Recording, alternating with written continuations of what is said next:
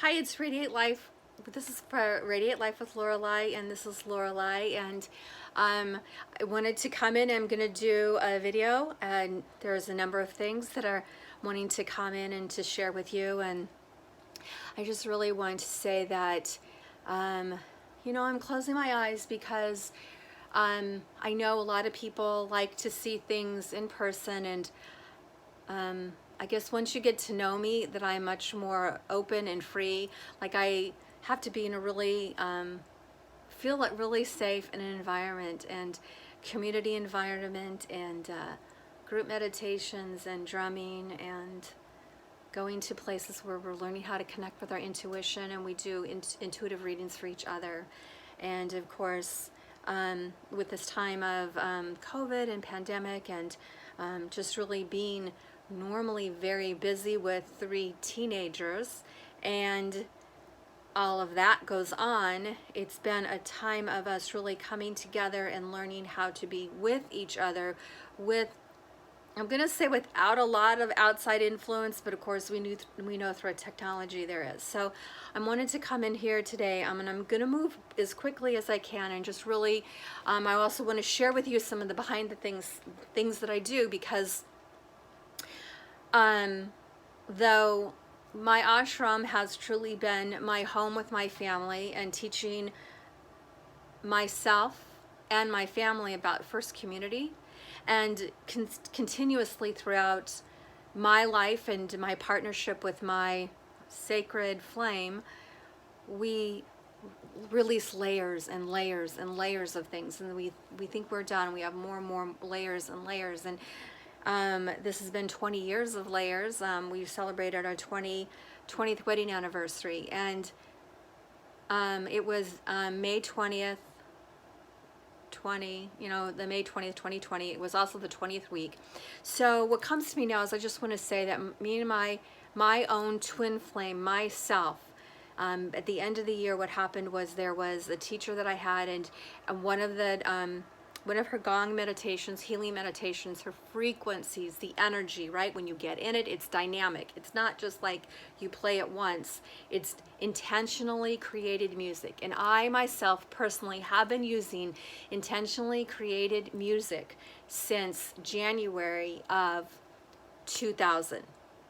I had a teacher who created medicine songs for us. I had a teacher who created beautiful music with amazing, beautiful people, and our amazing, beautiful Carl, our harpist, who it plays to us, in the inner planes now, who has left, but is always not left us, just left the physical plane. And it was a beautiful family. She created a beautiful family, energetic clearing called the Etheric Enhancement, and it used archangels. And I played this all the time. And what comes to me now is like I played it because the people that I love created it. I played it in a time in which I did not believe that the angelic realm would talk to me. There were a lot of different guesses that people put out there. And, perhaps the realms have changed. And what had happened is there was this transition time from 2000 to maybe, I don't know, I'm going to like 2002, 3, 4, and it really started opening from there, is that people really did understand that it's not an angel, just like growing up Episcopalian and Catholic, you pray to the saints and you pray to the angels and you believe in the Holy Spirit, right? Father, Holy Spirit, the Trinity, they call Jesus, but isn't really the Trinity the divine masculine and the divine feminine and the Holy Spirit together? And from that, the great being and the great energy that came forward as Jesus, the Christed one, the Christ that lives within us, the heart, the light of our heart, the heart of the cosmic heart.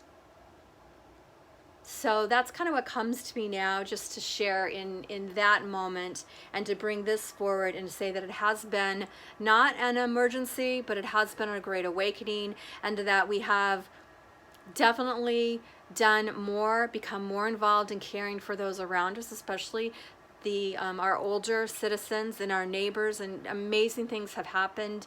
We've had amazing gardens. We've shared flowers and gardens, and walking our animals, walking our dogs, getting to know each other in ways that would never, never, never have happened. We've had tragedies happen. I mean, we've had not quite, what is it, a cataclysmic events, but in our own neighborhood years ago, we even had a tornado, which was weird. We lost power for a week, which is really crazy. We're a suburb of Chicago.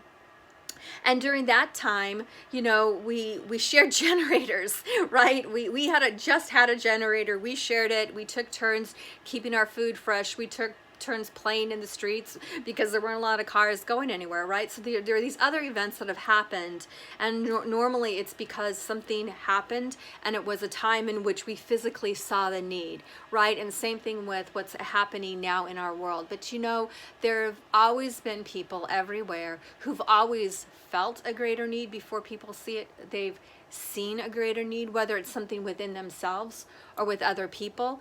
You know, you may not be directly influenced by something which restricts or limits or demeans a group of people, a person, a place, a thing, a belief, an energy, anything, and yet that did not directly affect you, but because it affected someone in your world, someone you see either on the news or someone that you might have seen in your neighborhood, or you know someone like that. All right, someone had asked for healing for a relative of theirs, and I thought, oh my gosh, I feel like if this were my relative, what would I be doing? And of course, the blessing is that when it is your own relative, the thing to do is to really receive the healing, is to really go and love and support them and yourself in a really good way. And then you ask for the influence of energy to come in.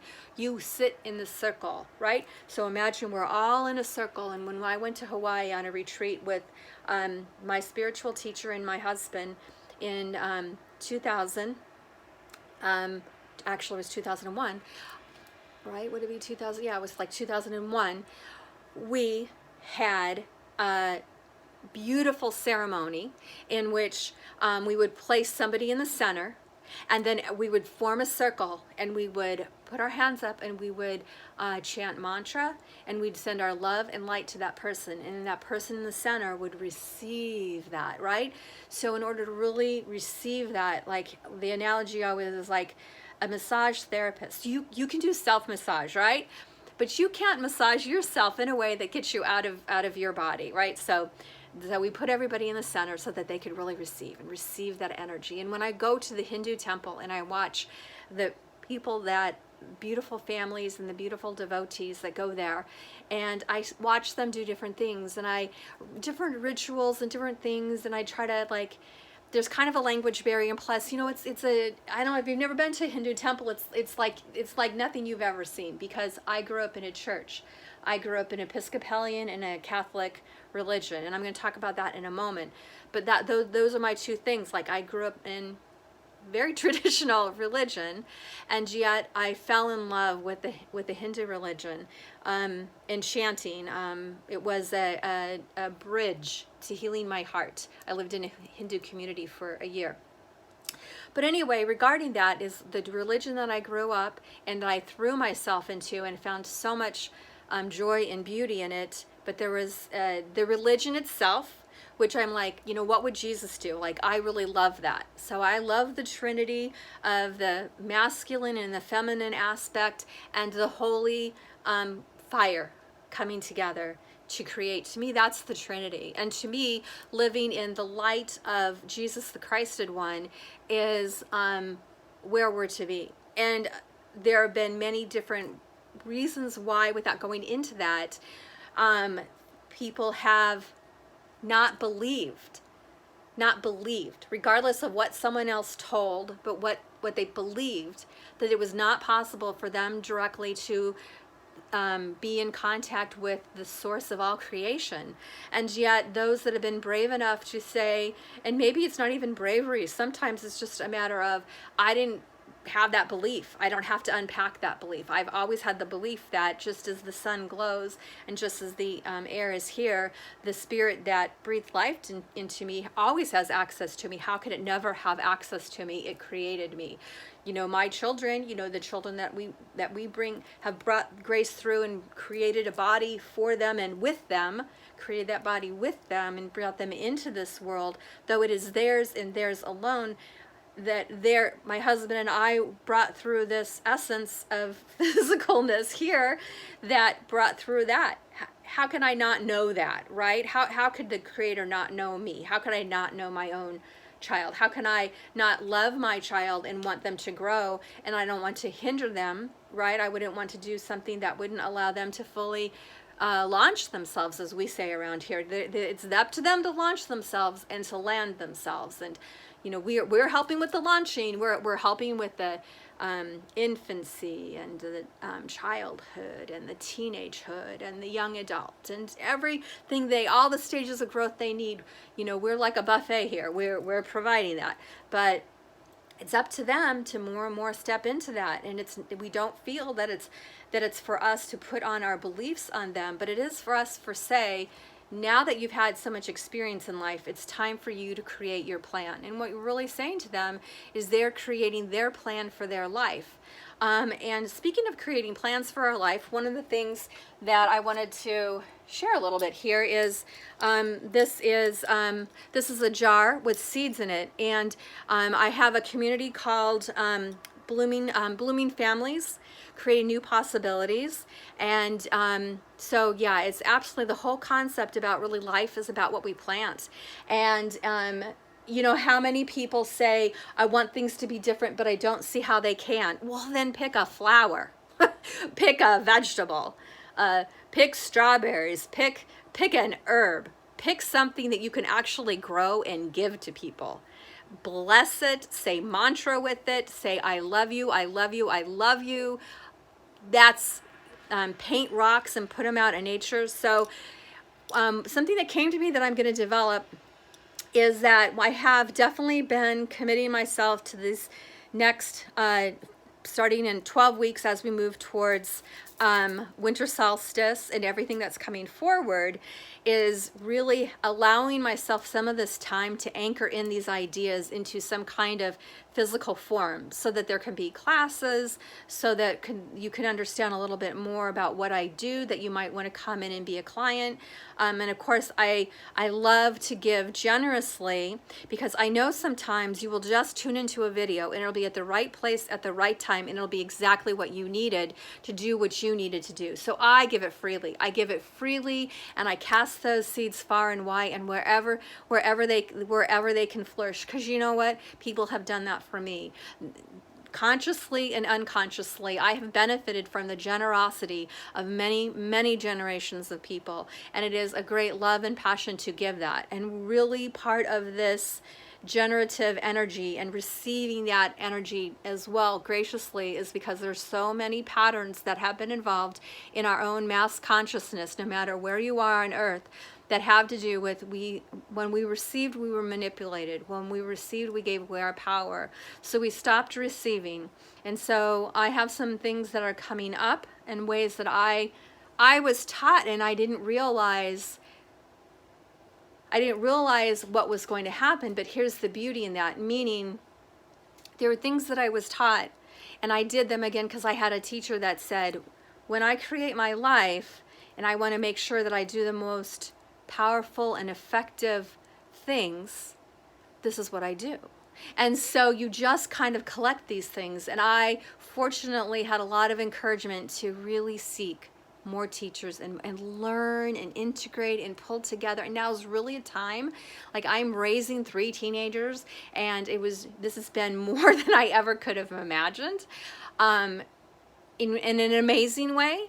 However, it's a lot, and it does require a lot of physical presence. Like I brought them into my world. I want to be here with them. They need me, and I need them, right? So with that, it's like trying to still find ways to continue to connect with the world, and I do a lot of it globally. But now we're moving into more of understanding that it's not for other people to do anymore. You know, us that have been working, when there's like 4 groups, 5 groups of people in the earth and on the inner plane that I've been working with for the past 15 years, 20 years, 30 years. Yeah. And so what comes to me is that I've done that with belief and I've done it with faith, because it hasn't been a lot of interaction.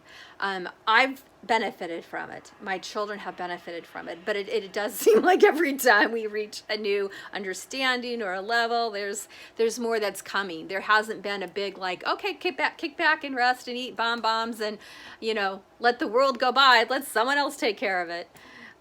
So I really have come to appreciate how to do that in a way.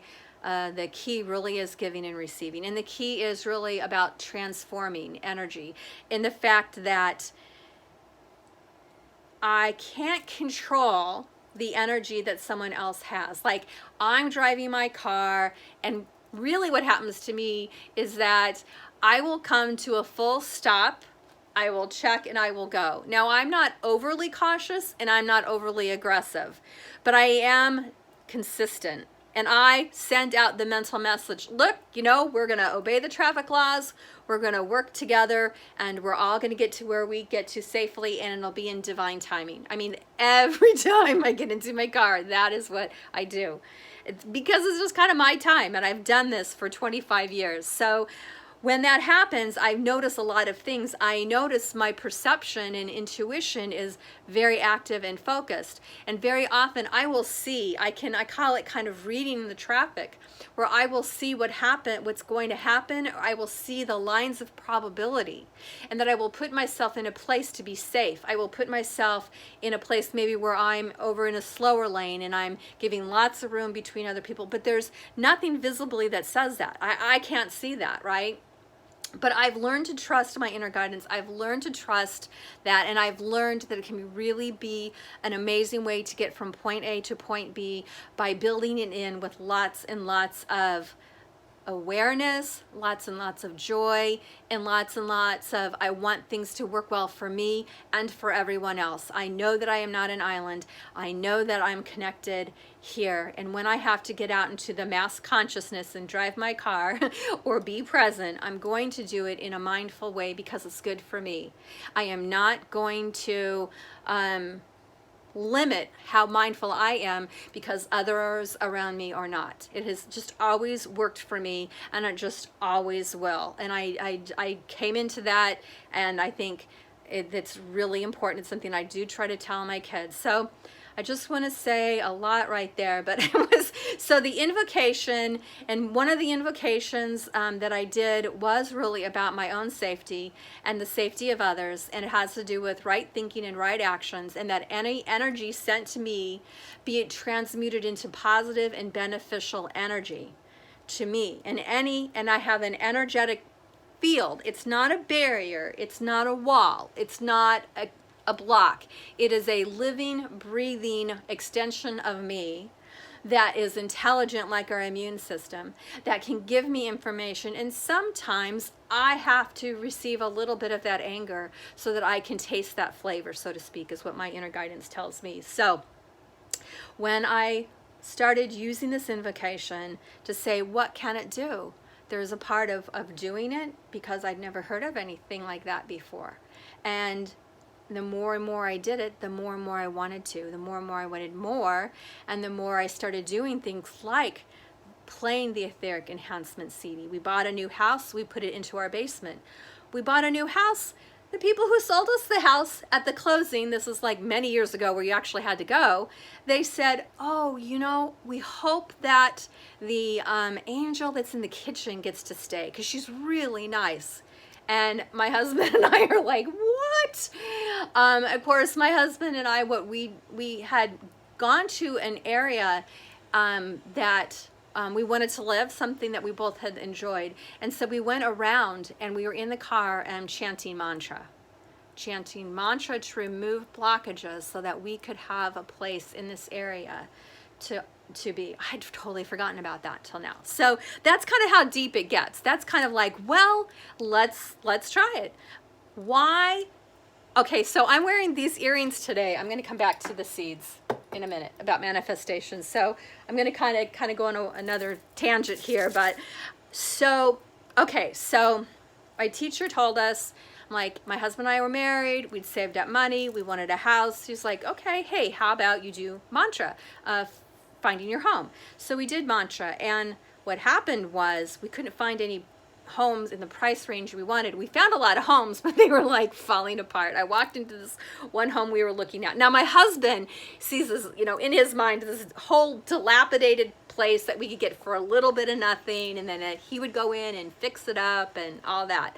And I did not know he realized that. So we start looking at these homes, and like the last straw was, because I was unconscious about this too, is that we walked into this home and literally the front door came off in my hand. The hinges were off and they hadn't fixed it. And I was like, I am not even going in that house. I am not even going in that house. And again, this was, you know, over 20 years ago. And I'm like, honey, I know you want to fix her upper, but we need a place to live, you know. We were living with relatives. We were very motivated to get out. So there was like, we needed to get out, but we needed to have something that was also going to sustain us. So we got more on the same page, and we ended up getting a house that someone else had fixed up and that we still got a good deal on, because what happened was there still wasn't a home that had opened up. Our realtor was continuing to look online, and on a Sunday night of course, we're doing the mantra. She's a part of our triad, the realtor, my husband and I, all working together to draw that house to us with our inner guidance. Of course, you don't know that at the time. You're like, your teacher gives you a mantra to clear the house, and you're like, you know what? I believe in your belief in the mantra. And as a matter of fact, I'm willing to be curious, and I'm willing to do it, and I'm willing to have my own experience to see what could possibly happen. The thing that comes to me is that one thing about me is that if it's not apparent, I am a very accepting person. I once had a teacher say to me, you really have the ability to embrace a lot of possibilities. And it's interesting how you're very judicial and very mindful about what you actually execute. And I'm like, that was really a pattern that really I brought with me into my life and into my existence. And in my current belief system holds possibility for not only one life, but many life. And it holds, and I have that inner knowing and creativeness of knowing that not only are we living here, we are living in other dimensions and simultaneous lives as well. We've just had some amazing things, but none of those things would have ever been possible if I had put up resistance around them. The one major resistance that I had, which just is amazing to me now, was about reincarnation, because I told you I came from this place of Episcopal Church, Catholic Church, and you know, really embracing what was there and holding that. And actually, when I started studying metaphysics and I started studying some of the things like the Bible and thinking about, you know, the saints and the oh my gosh, choir of angels, all these different things, it's like that is very metaphysical. Okay, it is very metaphysical if you allow to go into the deeper teachings of it. If you actually meditate on the word, it's like it says in the Bible, is that the word becomes manifest, and you're in that, and you're taught and you're shown. And it's not only what would Jesus do, but it's like drawing that energy of that inner Holy Spirit, that source, and being that in the world. And after all, isn't that really what the world is? It is only our perception, it is only the plank in our own eye which makes it different. But if we dedicate our life to clearing our perception, if we dedicate our life to not only thinking love and doing love, but being the embodiment of love and acceptance. And that's really what mastery is. And it really does start first as a young child, they do experience that embodiment of love. They experience that embrace of love. They have no words for that. They only have the energy and the feeling and the experience of that love. And their consciousness stays in the inner levels, most of it a long time, and only comes in when they wake up. I mean, how much does a baby sleep? How much does a child have to learn to operate this thing that is a body, that is like a puppet to them, right? And this light has to come in to more solid form in order to move this thing that we have as a body, and that baby begins to develop. So we go through all those stages of coming into the body, and there are those that have the veil open. I never really considered myself having the veil open because for a long part of my life, it was like the desert, where I didn't see me, others didn't see me, I could see others and their light and their abilities, but I would say I didn't even see it as resistance. I felt it was futile, and other people did too. There was a time in timing when I was moving into my early 20s in which we just really felt that either you were born with a gift or you were not. And if you were not, you really didn't have a great ability to do that. But that really has changed. We've seen the energies change. People have changed. There's so much that's gone on, and there's so much that's going to come. So that kind of just want to tell you about that. So that's that resistance was to the past life. When I got my first past life reading, I was shocked because it was such a parallel to a significant past life from someone who was trained similar to Edgar Cayce style. And so I trusted this team full of integrity, and I had an open mind about it, right? I didn't have a lot of resistance. It's kind of like, I'm going to listen to it like it's a story, and I'll just see. And I was completely unprepared to receive how spot on it was. Now, I didn't really think too much about, well, where did it come from, and how does it do, and how do they do that, and I didn't want any of the logistics.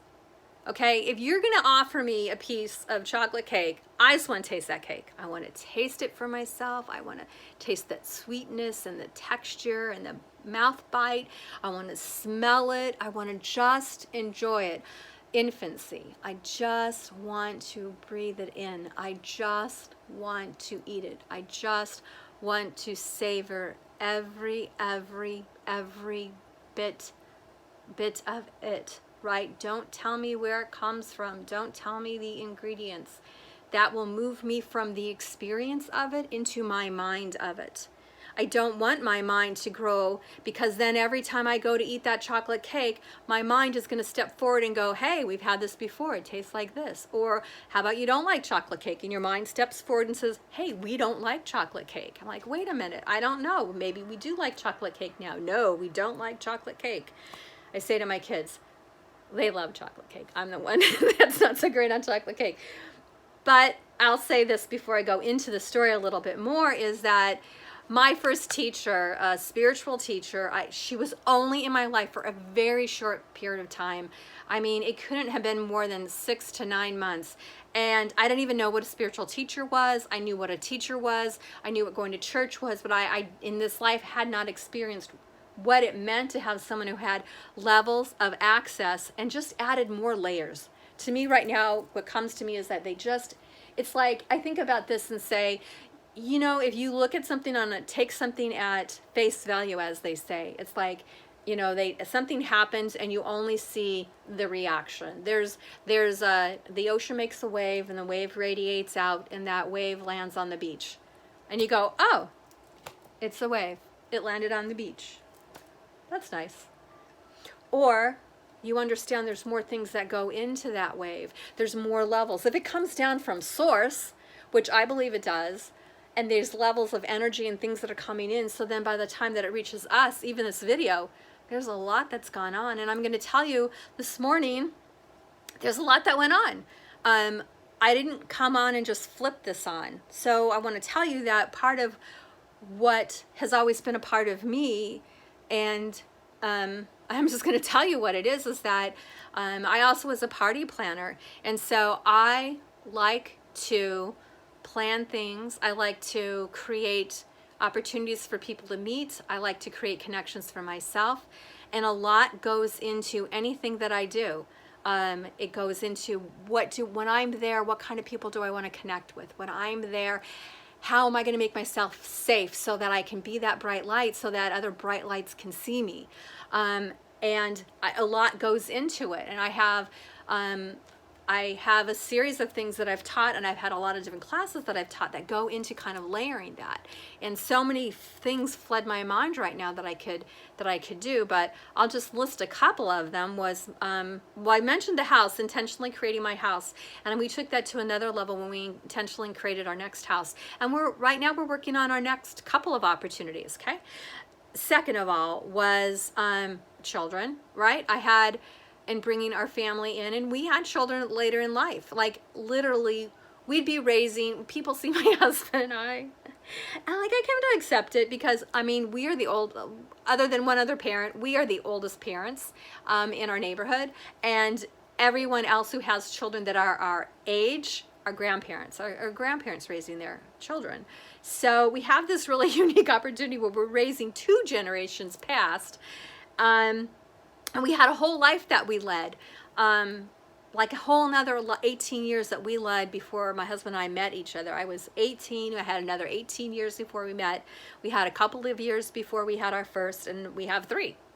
So that's consciously creating. We consciously created the house, and our new house, and our next house. We consciously created what we wanted in our family and our family dynamics, and really it took a couple of years for us to solidify a strong base that we were both going to be able to commit and raise a family in, right? And let alone a container for 3, container for 5 of us, and all my animals, of course. So, but our beautiful yard and our garden, and so many things happen. And I'm going to tell you this too, that I think this will be the last one that I say unless something else comes in, but I'll do a class on how you actually create that blueprint, and how do you come to a place. You cannot put new wine in a used vessel, used wine. Okay. So I'm going to use that to say that when you come to create, you have to clear the deck. If you were going to put in a new floor in your house, you would take out the old floor, and not only that, but you'd make sure the foundation was set. Anything that needed to be removed you do your research, and then you'd lay that foundation that was going to be meet all your requirements, right? So that's what it is. You go into the energy world and you create it in the energy world first, which is your template. And we do it all the time. It's not like it's something different, but we don't always know how this lines up.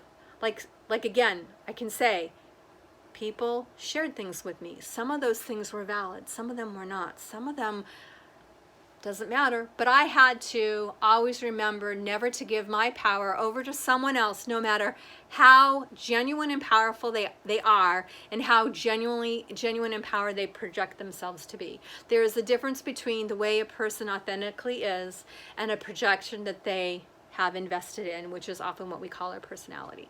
I met somebody when I was in my school of metaphysics, and I was teaching metaphysics, and this guy floored me. This is somebody that I met through a networking event, and he was a very successful business person, and he was very interested in what I taught, although he was never interested in developing what he had. And through our friendship, what I learned is that he had the most amazing ability to read people's minds, and he used it in business in order to get better deals. Okay? No judgment in that, but one time we were talking about someone who was a part of our networking group, okay? And I was like, oh yeah, you know that person, blah, blah, blah. And my friend started laughing, really laughing. He was just beside himself. And he said to me, Lori, he is not that short. And I thought about it for a minute, because that's one of the I thought about it because one of the things in many students that I've taught in metaphysics, one of the first things we teach is that what's manifesting in our life is the words are kind of like, I would say, the wrapping or the package, right? But the gift or what's really manifesting is in our thoughts. Again, think about infancy. thinking about energy, thinking about shapes, think about feeling the quality of something and not having the words to it. So when I knew the image I had in my mind, because I'd practiced it, not only practiced it in concentration exercises or concentrated on different geometric shapes or different meditating on a candle, a lot of different things that I had meditating on a red blood vessel. I mean, they, you know. So what happened was I saw the picture in mind, and it was like a cartoon, and I had this guy really short, and I was laughing. I was like, it was the funniest thing in the world, because laughing at myself, because it was like my image of that person, not really as that person was. So that was like many levels of ahas here. I'm like, oh my gosh, that's hysterical. I am not seeing that person at all, and that image is in my mind. That's not truly how they are. So that was an aha. That was been very helpful in raising my kids. And then the second thing was that I knew the picture I had in my mind, and I knew he received it. I knew he received it. And now up until then, I'd really equated spirituality and integrity to go hand in hand. Like, I had this belief that in order to be intuitive, in order to be psychic, in order to foresee things, you needed to be spiritual, because I guess that's kind of what I saw, and it's what I wanted. What was in me. I wanted to be true, but that was not true that day. On that day, I did not resist the lessons that he had to teach, and we were friends for quite a while, and mostly because we were fascinated with each other, and yet like every time I was like, it was always realizing that, you know, what we have here, without going into separating or used words that we may not be able to appreciate, but we can definitely agree on the basis that our minds, images, are what is the integral part of what's created. Everything else is a package. Everything else is a package. How we say it, where we say it, because you could say something in the wrong way and really mean voice, but if it's the truth, it's felt. It's heard, it's administered. We may not like it. We may not like that we received a message in a harsh package, but it's undeniable.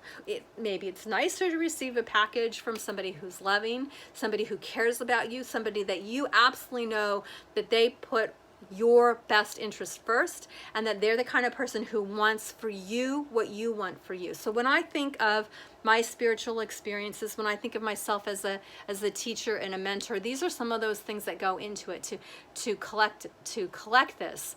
And it's as I've had, you know, experiences, you know, over 25 years of being a student and being a mentor and being a teacher and being a parent. You are a teacher all the time as a parent.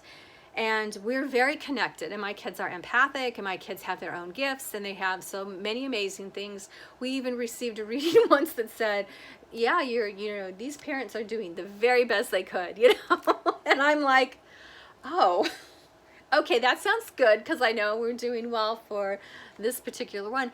But what happened was I didn't realize the access that these empathic kids had. And so connecting with them and wanting to be a parent that could open up more to them, that I did attract teachers at different levels, and it's kind of been my own personal mission to get into my spiritual groove, to get into my highest spiritual vibration and really deeply connect, so that I can be a fountain, that we can create this buffet. And that came from the stimulus of saying, yeah, they're doing great with what they have. I'm like, there's more. And that's when these other dimensions opened up. That's when the simultaneous lifetimes open up. But I have to say that one of the ways that it did happen for me, and it doesn't happen this way anymore, is that I had a teacher, and every night for 9 months, we remembered our dreams, we said invocations, we did these really deep meditations that opened up our eyes to what was going on in ourselves. And it's in a way that it can be really, really, really hard to accept if you don't have a good foundation for yourself, because what happens is those things that are really small become really big so that you can get them. So that you can break down that timeline, so that you can get that pattern. It doesn't need to be huge. You can get it when it's small. And and you can't ignore it, you know, then that's a choice. You can never go back, and then ultimately you don't want to go back. So as they say that, you know, you begin to realize that sometimes we might be tempted to think things come easier for other people, and sometimes I think I'm kind of more tempted to say I feel conflicted, and my confliction is that I've done a lot. I've set aside my time, and it doesn't even feel good to say I've done a lot in order to be where I am. I've put a lot of time and attention. There's a lot of crying. There's been a lot of looking in the mirror. There's been a lot of uncomfortable standing in principals' offices, having teachers like disrespect me and not listen to me, and a principal not listen to me, and, you know, my own spouse not even understand what was going on. And I had the courage to stand up and say, you know what, I'm going to speak this in a really important way, because all of you are not listening to what happens, and we need to focus on the child. These were some really uncomfortable times. I can't tell you how many times our marriage has been on the line, because I would just say we have to address this, and we have to like figure out what we're doing with this. And I had to honestly get to a point where I say that if we're not together and living under the same roof, then we're not together in the same roof, but we'll always be together as a family. And I allow myself to break open. I allow myself not to be quiet, and not to do the hard stuff, and not to, you know, receive critical feedback, you know, whether I feel like it's warranted or not, because I know the truth will set us free. I know that it might be messy, but I trust that we will get there, or if we don't get there, that we are adults and we will find a way to get what we need, and that might look differently. So here we are. So anyway, I want to do a few more things for this. So I want to go back to this, which is the seeds. So this literally, have you ever done a vision board? Have you ever created a 10 most wanted list? I create this here. Let's see if it'll come off without things falling. Probably not. So this is something that I came up with, which is a vision cube. And when I was little, we had picture cubes. I don't know if you've seen them or not, but they were glass that you would put pictures in. And so I really like to change things up, and plus it's all your mind takes a picture of your room. And so if you're not changing where you put your affirmations, and you're not changing different dynamics you want to bring into your life, you know, whether it's abundance, prosperity, love, self-nurturing, radiance, whatever it happens to be, you have to switch it up. So what I did is I said, well, gosh, we're always using, how do you best use the space we have? So I saw these boxes, and I have all kinds of shapes and sizes, and I have wheels that I create different things on. So I really meant to do a class before this happened, but, you know, we've been all hands on deck with, you know, hugs around the world and taking care of each other. So I'm giving you some of these things that I've been developing are coming up, and you might even do this on your own, or you might teach this. You know, I'd be happy if you did. So what I did is each side is a different area, and the smaller sides are different aspects. Like this particular one is about fresh foods and vegetables, and you can see there's some essential oils in here.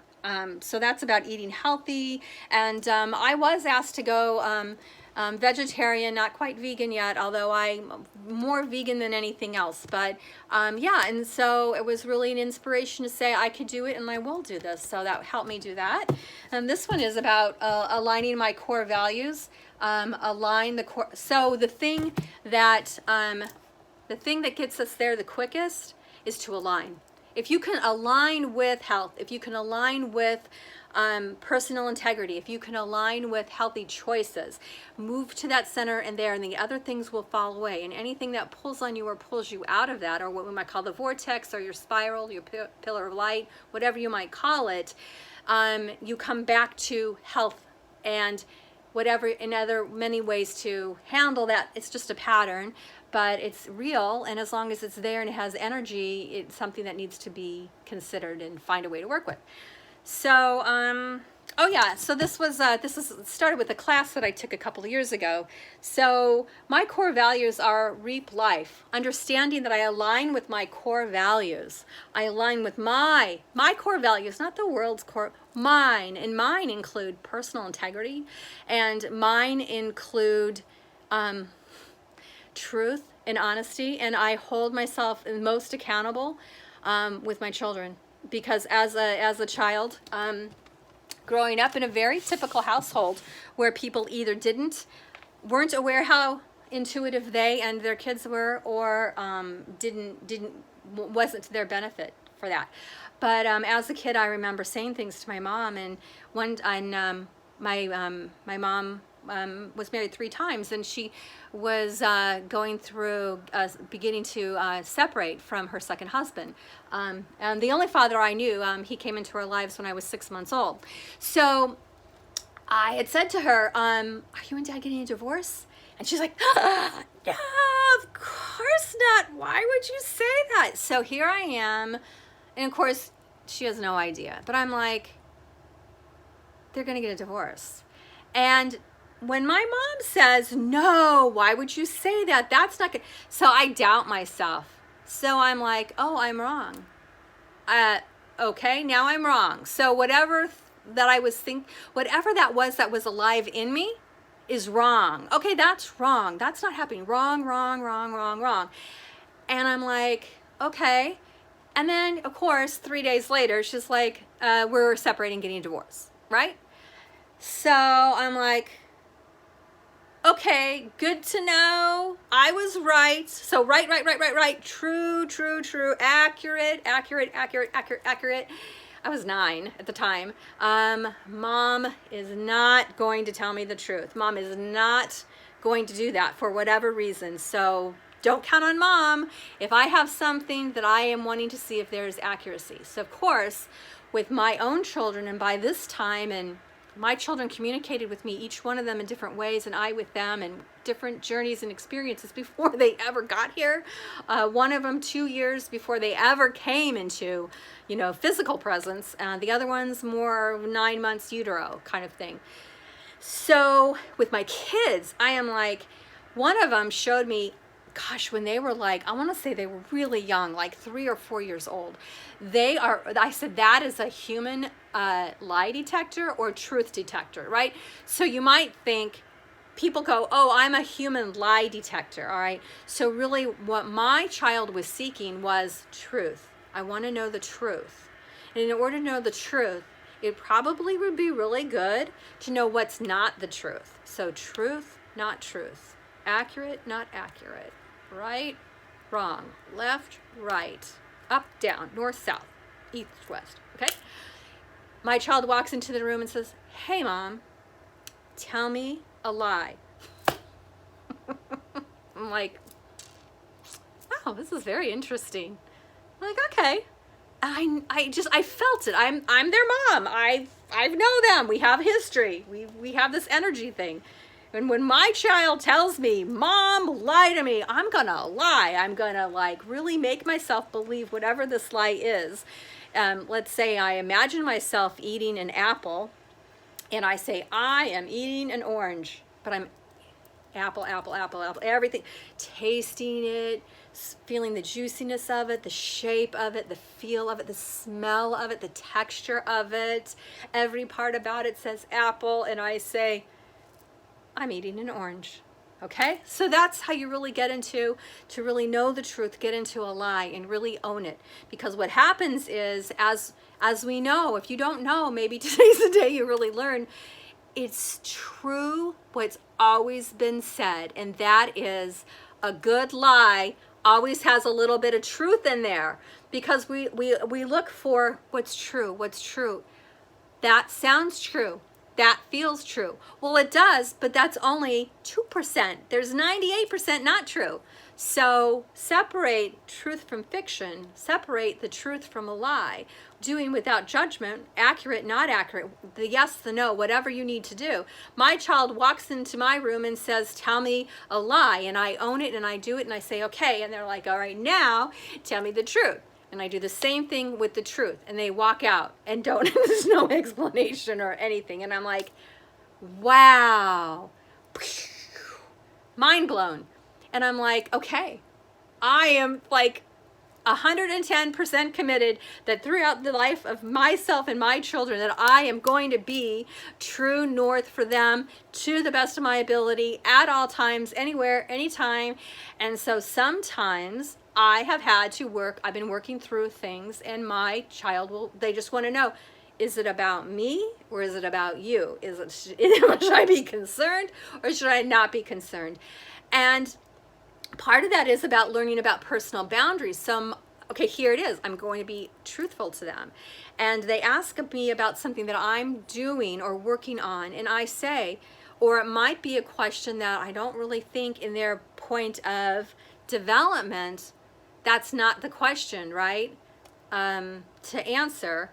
And so I need some space and time. And so I would say to them, it's about me, and I need some time and some space to try to figure out what's going on. But I will let you know when I get there. Or I will let you know, but we may not address it, right? Or I may address part of it, right? So that gives that space, like I respect your space, and I'm asking you to respect my space, and then we'll come together and create space for us to be together. So being a team, I'm going to tell you now, what comes to me is what I've really learned is, the lower chakras or survival chakra is attached to the parents or their guardian for safety. There is an energetic cord. But around 10 years old, that energetic cord should be and naturally cut. Now, sometimes parents or other people try to hold on to that child and manipulate them at that core level. They may not know that that's exactly what they're doing. It might have been what was done to them. Whatever the reason, it doesn't matter. But it is this thing that exists. And once that's set free, then the energy of that child really manifests as their energy. Up until about 10, 11 years old, what's happening for the most part, and it goes from 100% parents to 90, 80, 70, 60, 50, 40, 30, 20, 10, 0, then they're on their own and they're manifesting their own energy. And that's like the teenage years where they're sorting through what fits, what doesn't fit, and they're able to bring forth things from other experiences or lives and things like that that weren't a part of the original ingredient, right? So that's what happens, and a lot of parents have a hard time letting go of that and giving over that self-autonomy to their children. My children have sought immense independence from me since the day they came in. They wanted to call the shots before they ever came in, and I'd just be like, I am your mom, and it is my environment, and either you come in and obey my rules, or you need to pick someone else. Like, I'd have these thoughts with them, and I'd be like, did I really have that thought with them? And I can say, like, having my kids grow up and go through their different stages of infancy and childhood and adolescence, and then I'm like, I talk to their spirit sometimes. I'm like, remember that conversation we had about me being here and about I'm going to set out that template and then you get to choose what you do with it. Well, yeah, this is the template. Like I have to say this so that I know it's in your brain. So if you ever needed it, it's available. We have talks like that all the time. So I want to say with that, what comes to me too is I went back to the Catholic Church and the upbringing, and these are some things that I put on my grids or my altar or my intentional settings that I like. I was inspired to get this bracelet. I went to a Catholic charity store. This comes from Czechoslovakia, and I wear it and I put on my grids. And a friend of mine, her mother passed away. I actually have a lot of friends that very young ages or in their mid-20s or 30s have lost a mother, and so I always feel like a mother to everybody, and I really, although I have my mother still, I feel very close to that. I'm always happy to help and to kind of fill in and do what I need to do. Often moms come to me from my friends and ask me to be of assistance. But this one is Mother Teresa, and there's so many Mother Teresa things that come to mind, like I'm just a pencil in God's hand. I had that experience this last week about really being a pencil in God's hand, and it was just completely amazing. But this one is from Mother Teresa, and it says, "It is not how much we do, but how much love we put into the doing. It is not how much we give, but is how much love we put into the giving."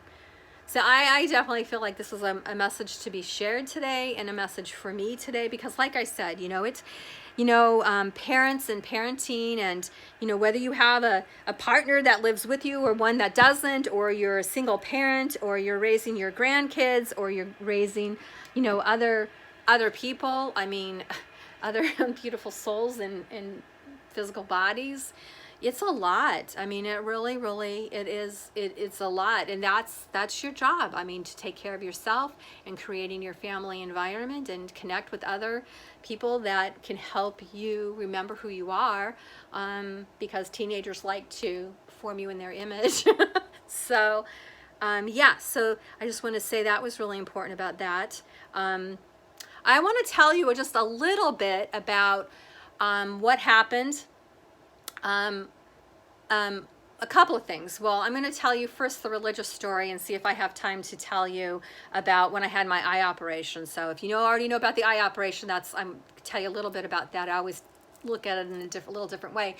But when I was in church, and I'm going to tell you that when I was 5 years old, up until the time I was 5 years old, we went to an Episcopalian church, and it was called St. Francis of Assisi. And they had St. Francis out there, and the traditional monk, and they had priest, and they had these beautiful animals. And so that was like my first experience with church that I remember, was St. Francis and the animals. So I always equate, I know that's from my early experiences, I equate animals with spirituality. And of course we all know that, dog spelled backwards is God. And truly unconditional love and acceptance, it's hard to get it anyplace else other than an animal. Like we can get it from each other, but we still have human forms. We still go through our things. So the other thing that I want to say about that is I went to St. Francis, and then we moved an hour away from where I grew up, and we moved away from all of our relatives and everything, and we went to this church, and I forget the name of the church right now. I think I know the name, but I'm not going to say it. So we moved, and my mom took us there, and I willingly went to church most of my life, but I liked it. I didn't mind getting up early. I always like to have some time with my mom. We were great friends, and have been our whole life. Even though we have these two different points of view, I learned that she's not my, GPS for true north, but she's an amazing and loving and wonderful person who sees, the best in everyone. So those were gifts for sure. And anyway, went to this church, and I was so I had to be around 6 or 7 years old. And when you're that age, you're like, again, it's infancy, it's being a toddler, it's like moving into preteen, and you think that your experience is like what everyone else experiences. And then also too, I was highly intuitive, and I had no concept for how intuitive I was. Much of the time I did live in my own world, and I knew that, and there were a lot of reasons for that. But it was, I guess, really important for me to do that, and that sometimes it was really important for me to protect myself from harmful things that were going on in my environment and in my neighborhood. So what had happened is I was in church, and I remember many, many things that had happened. And over the years, I've talked to my mom about them, and she's like, no, people didn't know that. I'm like, well, then how about this? She's like, I don't think so, Lori. People didn't know that. I was like, oh. So I'm going to tell you a couple of things, because this is my perspective and where I came from, and I think it's really important, and I think I'll definitely do more with it. But so what happened was, and again, I'm like really young. There's a lot of things I don't know about. I'm not really into TV. I'm riding my bike and playing with my friends. I'm playing with my Barbies and talking to my imaginary friends and playing with my dog and my cat. And we were in church one day, and I hurt. I really, really hurt. And there were some individuals that were in our church, and they were part of our congregation. And I remember distinctly being told that they were in a car accident. They had their heads wrapped in crutches, and I don't want to triggering anyone. I'm not bringing that actual experience of it, but it did really legit look like they were in a car accident that could have killed them. It was really, really bad. And I hurt, and I hurt, and I hurt. And again, I told, it was like I accepted that they were in a car accident, and I hurt, and I hurt. And I don't even know how it came about, But when I went back and looked on that experiences when I was older, like probably, you know, more like 16, 17, 18, I went, oh my God.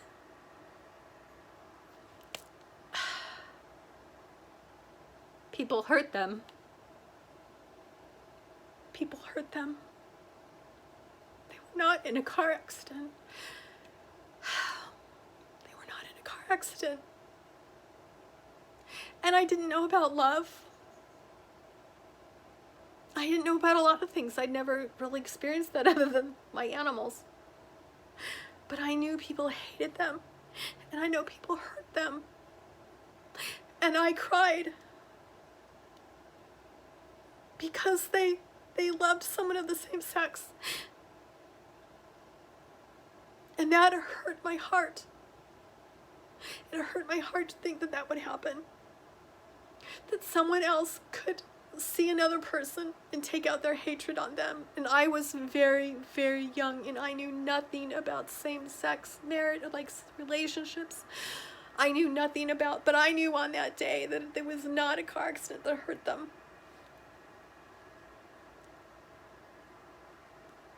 I knew it was my fellow man that hurt them, humankind that hurt them. And I was not okay with that. I was not okay with that. I was not okay with that. And I am not okay with that. So then I'll tell you a little bit more.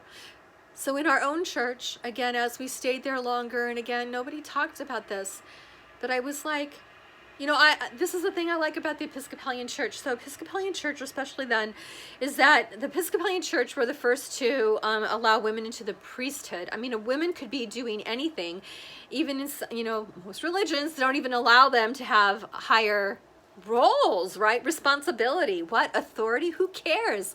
The ability to serve. Why limit someone's ability to serve based upon their sex? And regardless of what religion, I can think of a number of other ones where I feel the same way. But in this particular situation I chose, and I was in this Episcopalian church that not only valued women and contributed, but also they could hold the highest place within that. I don't think they can be Pope, but other than that, you know, and that's not right either, but we still have ways to evolve, right? But the women could be priests, and I was really proud of that. And so then the priests can be married. Ever since I was a kid, priests could be married, and so they take a vow of, you know, either fidelity to marriage or fidelity to Christ. And it was interesting because I always knew, and I don't even know how I knew, because I didn't even have a concept of relationships. But again, it goes back to in my congregation, there were a lot of same-sex relationships, and our priest was also in a same-sex relationship, and again, it was not talked of, but it was felt. So see, in my world, we were a congregation where everyone was full of love and acceptance. And though it was not okay that people were hurt, we found a refuge in each other. They found a refuge in us. And I had this amazing experience where I carried that forward and moved out into the world, and it was dismayed to realize that the rest of the world did not allow women to be in the priesthood, that they did not honor that love is love, that they allowed people to be hurt because of whatever reason someone else may think that that person shouldn't deserve to be there. And that really, really hurt me and floored me. But I think maybe if you understand a little bit more about me and about my life and about who I am, and I can share that, I've always wanted to share that and never just really found out how to be able to do that. So if that's important for anybody, I want to say that's really where I come from. And that I just really want to share this video for anybody who may be feeling that they're not accepted, that they're not loved, and maybe you don't have a family that understands you. But I want you to know there are people who do. And I want you to know that it is really important for us to continue to stand up for people in all situations, right? Regardless of what they may look like, what they may sound like, what what they may feel like to you, that the power we have right now is the power to stand together as individuals, to be sovereign and free, and to say no more for me, no more for you, no more for the world. And let us come together to join and create things. Let us stop fighting each other. Let us stop competing with each other. Let's stop saying that's the wrong message. Here's the thing, there's so many messages and there's so much good that can be created, and we do not want to ever hinder someone else's thing they do. Like what reminded me too is, like, there are some people who are deeply passionate about animals, and there are some people who are deeply passionate about the earth, and there are some people who are deeply passionate about a right and a just political system that works for everybody. Okay, there are people who have a passion, right? You have a passion. You might have many passions, but it is not like, oh, you can't take care of the animals when there's starving children. Oh, you can't do this because of that. No, that is not true. I am here to really just share with you, and what my mentors have shared with me is this is really a time for us to come together. And it's not a matter of either or, unless you want it to be, and that's not going to be sustainable. What's sustainable is love. Anger and hate and fear, that is not sustainable. That will take energy from you, and you will not be able to maintain it, and they will not be able to maintain that kind of energy, because there's a lot of that source is being shut down now. It is just not being available. And trust me when I say that, you don't have to understand exactly what that is. You just have to know that the way forward is through creating. It's through planting our gardens. It's through planting the things that we want to see grow and flourish. It is not enough to stand against something, okay? It is, I'm telling you, those of us who stand for the value of each person, okay, there's going to be things that need to be disassembled. I'm trying to word this in an energetic, I feel the energy of it, but I'm like, okay, wait, I gotta put some words to this, otherwise we might lose a lot of people. Shut down anything that is hurting anybody, okay? Empower people to you might be a person who does that. Sex trafficking, child pornography, hurting people here, okay? Yes, the people who, like me, I have passions. What I'm really dedicated to is, what are we going to grow? What is our future going to be? And to do that now, okay? It's not enough for me to say, oh, that person hurt me, or this organization hurt me, or that spiritual teacher led me astray, okay? Like, that's done. It's so done. We are creators, and it is here to create our own life, to radiate that inner light, and to radiate outward. That's it. And to make sure, there's also sometimes people think, I'm only going to take care of myself and not other people. Well, then that's not a flow of living in life. You have to, you know, give in a way that you want to receive, and receive from other people, so it makes you stronger. It's like breathing in and out. What if your lungs didn't want to give out the breath, and what if the lungs didn't want to receive? And you wouldn't have this in and out and breathing. So it's the same thing in life. And the other thing is, there's a lot of people, and I'm more like this, where I've been taught, or I've been wired, that it's easier to give to other people than it is to myself. All right, and I've had times where I've been down on my knees, and I've cried, and I've begged myself not to use my kids as reasons for not doing things. And I'm going to tell you this. I said this to someone who was before she had children, and I'm like, look, I am going to call myself out, because you know what I do as a mom? I say, I can't attend that meeting, or I can't do that thing, or I can't eat healthy because my kids don't eat healthy. Oh, my kids do this or they do that, therefore I'm limited because of my kids. Or we use our kids as a shield. We use our kids as a way of not taking care of ourselves, and that is just not okay. It never was okay, but it's just absolutely not okay that we do that. We have to really be empowering ourselves and taking care of ourselves and nurturing ourselves and our children. Now, it might be your work, right? How many people are workaholics? So they go out and like, their whole job is their identity, and they're not taking care of themselves, okay? it doesn't have to be for a negative reason. It could be a positive reason, but for any reason that keeps us out of balance and not in this place of generating health, receiving generosity and giving generosity, then it's just not going to be sustainable for us. Again, their whole concept of keeping it clear and pure, and is it sustainable, is it not sustainable, is that I ask myself, is that something that I want to grow? Because if not, then that's got to go. If that friendship is not growing, then it's got to like be in the outer ring. Maybe it doesn't have to go completely out of my life, but maybe it's not in my small close circle, right? I'm a big planner. Well, I have to be a big planner. Like, in order to do the things I need to do in my life and make it work with my kids, one of the things that I do as a mom is I do claim my time. So when I have things that I need to do, like I said, I go into the inner levels and I put my schedule out there and I say, look, maybe I can't do anything about this week or next week, and maybe a soccer schedule will change in 2 months. But in 2 months' time, then every Tuesday, I'm going to go to that meditation, and everything else is going to fill around it. So you just kind of feel, where do I go? How far out do I go? Is it 2 days? Is it a week? Is it 2 months? Is it a year? You know, maybe you have infants, and when they're a year old, things change, you know. And when they change, be ready to change. Okay, don't use that as an excuse not to change. Hold yourself accountable. Look in the mirror. Look in your blind spot. Have someone who loves you and cares about you and can give you the truth so that you can grow and not stay stagnant, and not people who are need you to stay the same or not go too far, because then they won't be there with you.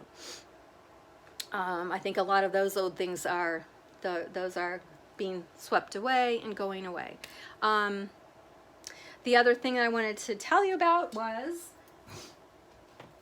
so this is interesting. So this is just kind of one of those, you see this. So there's a meditation, and there's a group that I've been with, and we're all in different parts of the world, and we all received this like meditation, but it wasn't like at night, it was during the day, sitting out in the sun, this beautiful rainbow fire.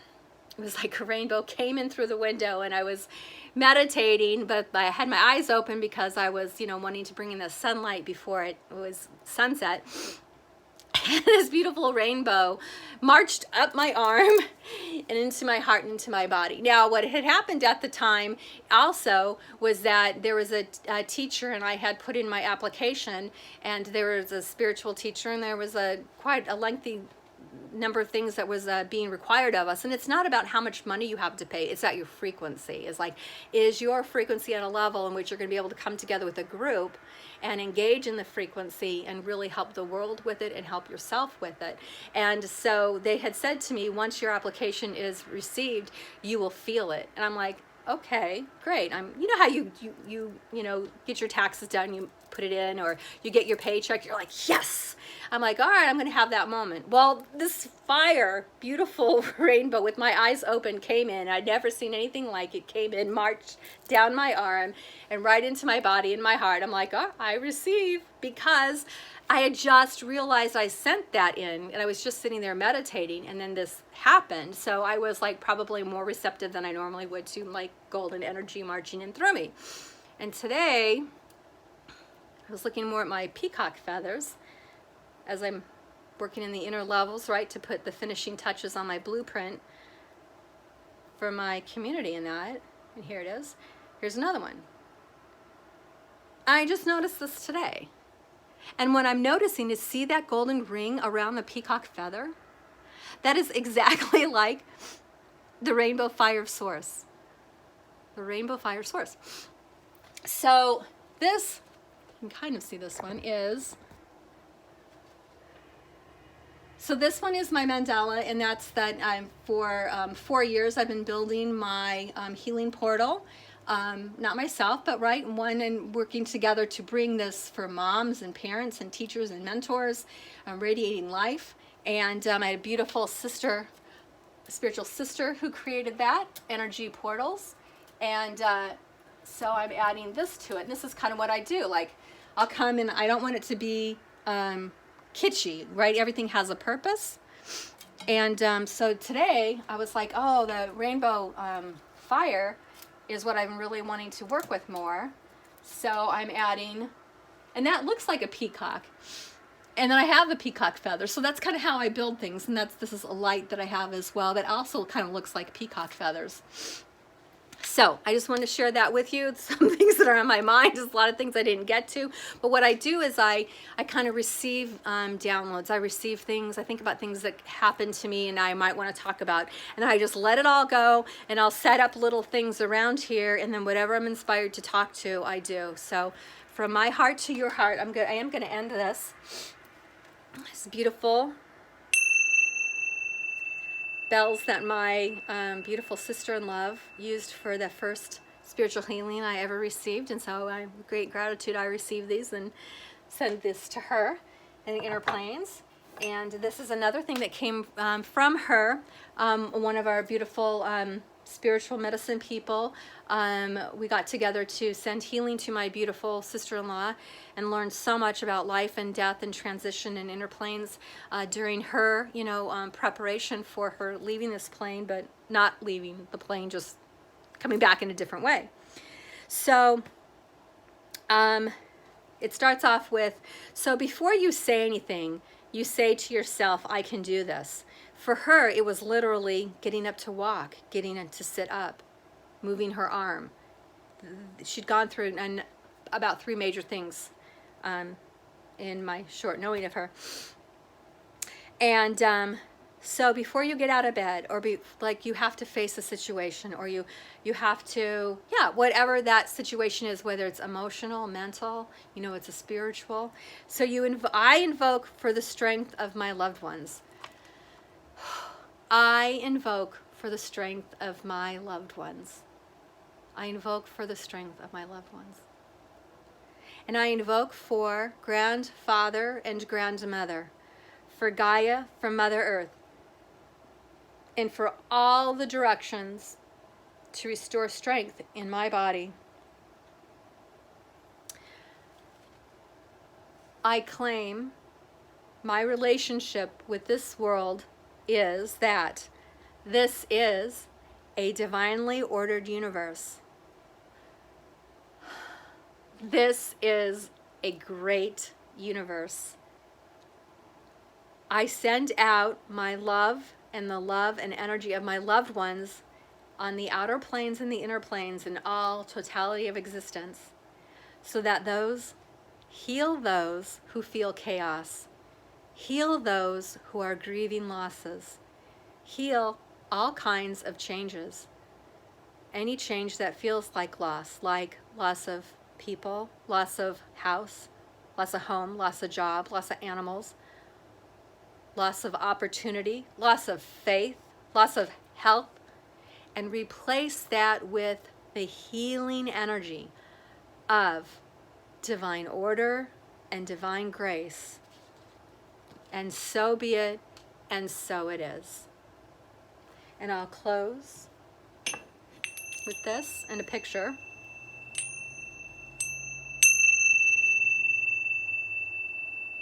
Thank you. And I'm going to end with this beautiful picture. I know you can't really see the rainbow, but there's a small rainbow here. It's the ocean. This is Hawaii. And a spiritual sister of mine was in Hawaii, and of course my beautiful sister-in-law lived in Hawaii for over a year, and we had many great connections in Hawaii.